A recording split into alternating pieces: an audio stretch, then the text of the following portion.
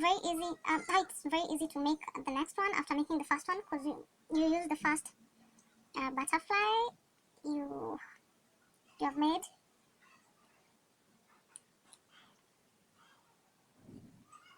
And you use the first one to get the shape of the second one and the others. So just get the first one right, and then it will be easier. So you have our butterfly.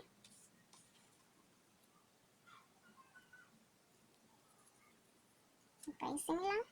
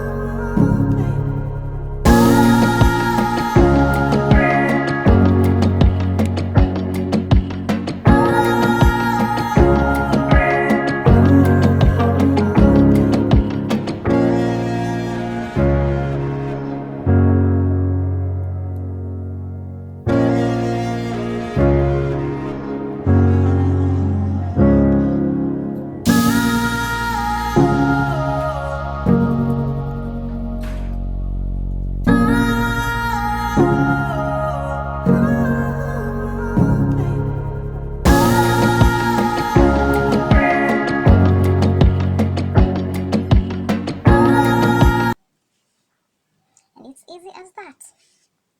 So you can decorate your walls.